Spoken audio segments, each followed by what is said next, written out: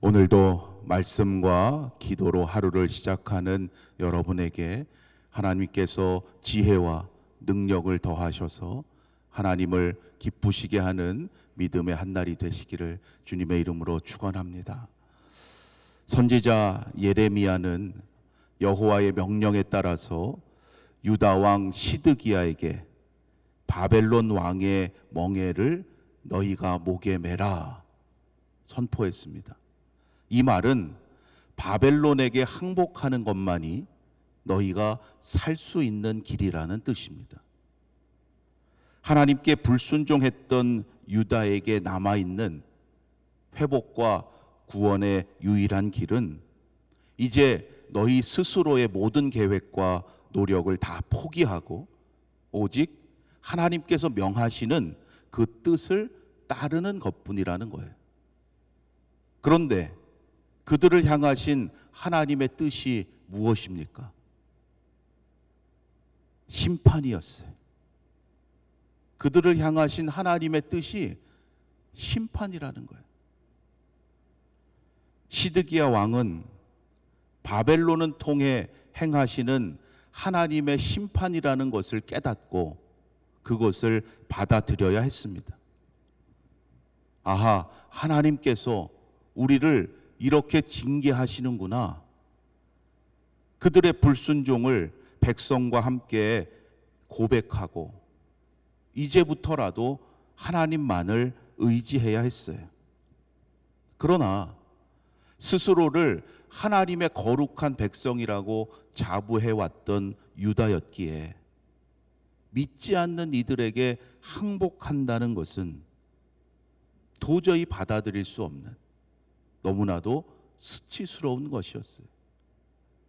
바벨론에게 항복하라는 예레미야의 말은 듣기도 싫었을 거예요. 물론 바벨론은 그들에게 적대 국가였고 이방 민족이었습니다. 그러나 그들이 하나님의 도구로 쓰임 받게 될 때는 달라지는 거예요. 여러분, 하나님은 믿지 않는 이들도 하나님의 도구로 사용하십니다. 언제 그러하실까요? 우리가 하나님의 말씀에 귀를 기울이지 않고 끝까지 순종하지 않으면 믿지 않는 이들로 하여금 우리를 부끄럽게 하시는 거예요. 그들보다 더 낮아지게 하셔서 하나님이 어떠한 분이신지 하나님의 능력과 행하심을 깨닫게 하시는 거예요. 하나님의 백성이 믿지 않는 이들보다 고난에 처하고 어려워지는 것 참 불행한 일이죠. 믿지 않는 이들에게 굴복한다는 것 물론 수치스러운 일이지만 유다는 그것이 그들을 사랑하시는 하나님의 역사고 징계임을 겸손히 받아들여야 했습니다. 그것만이 그들이 살 수 있는 길이었기 때문이에요. 여러분, 우리가 날마다 새 생명을 얻는 길은 하나님만이 생명의 능력이심을 믿고 오직 우리에게 주시는 말씀에 순종하며 살아가는 겁니다. 날마다 말씀을 통해서 우리 자신을 돌아보고 선한 길로 인도하시는 하나님만을 의지하는 그러한 삶이 바로 복된 삶이에요. 그런데 문제는 이러한 믿음의 삶을 살아가고자 할 때 방해하는 세력이 있다는 거예요. 우리를 가만히 내버려 두지 않습니다. 예수 믿고 신앙생활을 하고자 하면 꼭 방해하는 세력이 있어요.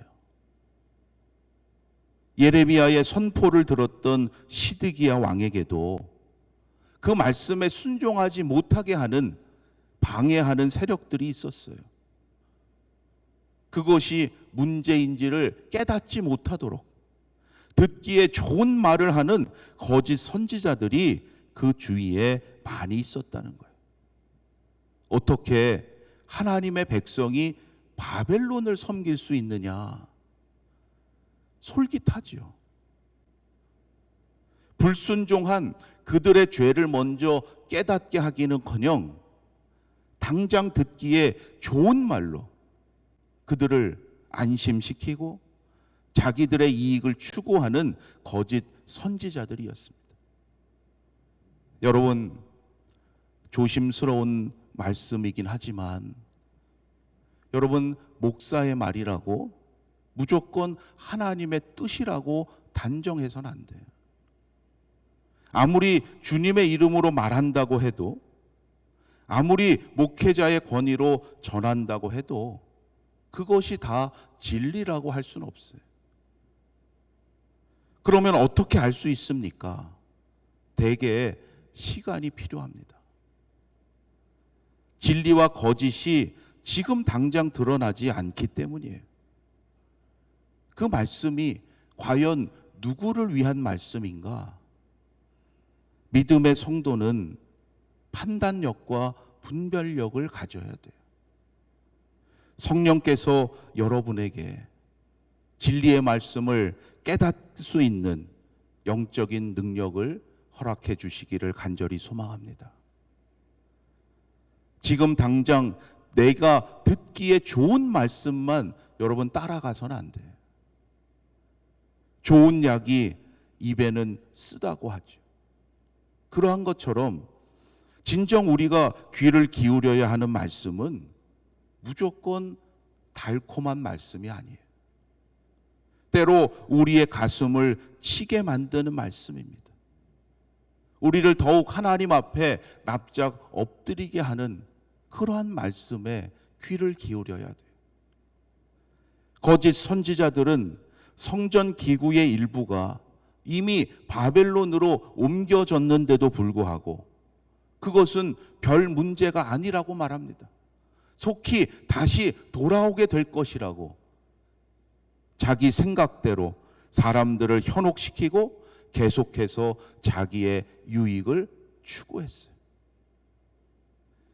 예레미야가 선포한 하나님의 심판이 이미 그들에게 나타나고 이루어져 가고 있음에도 불구하고 시드기야는 거짓 선지자들의 이 말에 현혹되어서 그것을 보고도 깨닫지 못했던 거예요. 예루살렘은 결코 멸망하지 않을 것이다. 자기 착각과 교만에 빠져 있던 거죠. 여러분, 예루살렘이 왜 거룩한 도성이 되었습니까? 하나님께서 그곳에 거하시겠다고 약속하셨기 때문에 거룩했던 거예요. 만일 하나님께서 떠나신다면 그곳에 아무리 성전이 있다 할지라도 더 이상 의미가 없는 거예요. 우리의 인생도 마찬가지예요.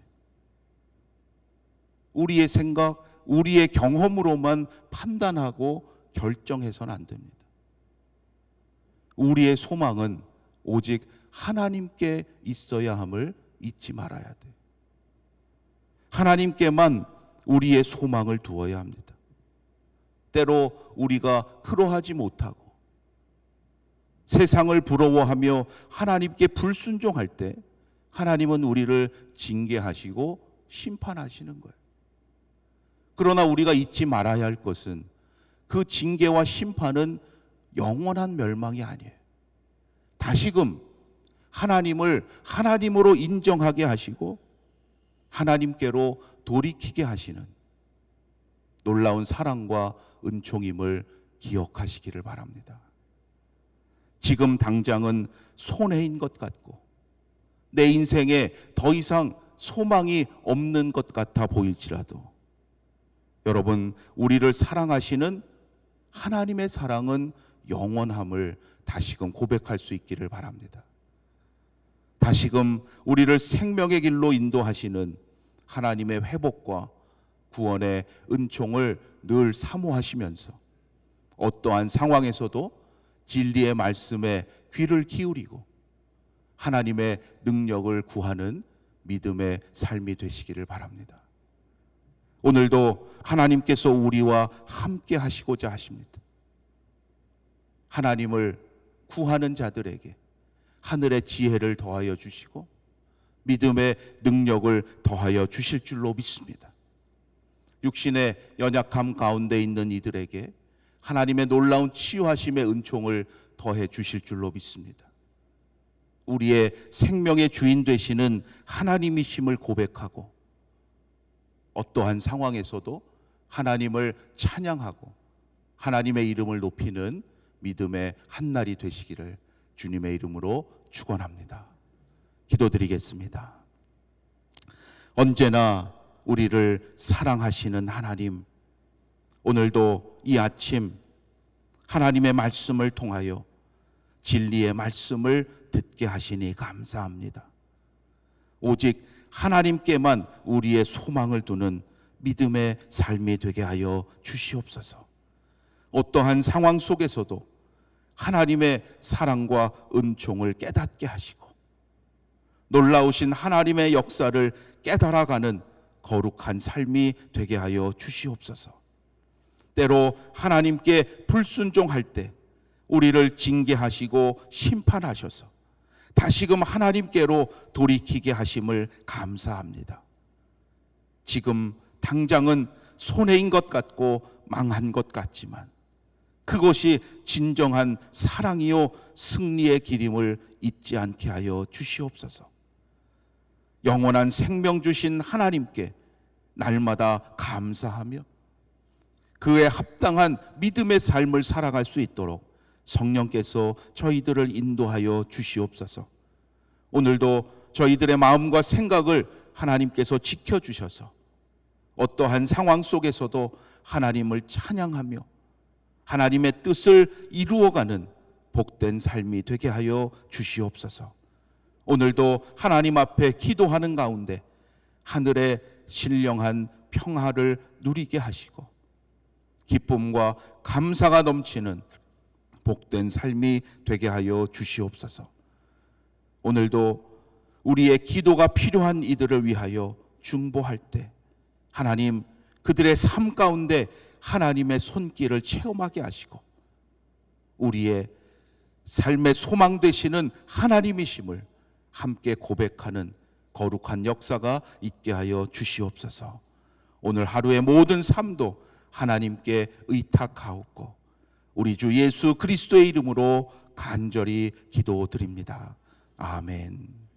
하늘에 계신 우리 아버지여, 이름이 거룩히 여김을 받으시오며 나라가 임하시오며 뜻이 하늘에서 이루어진 것 같이 땅에서도 이루어지이다. 오늘 우리에게 일용할 양식을 주시옵고 우리가 우리에게 죄 지은 자를 사하여 준 것 같이 우리 죄를 사하여 주시옵고 우리를 시험에 들게 하지 마시옵고 다만 악에서 구하시옵소서. 나라와 권세와 영광이 아버지께 영원히 있사옵나이다. 아멘.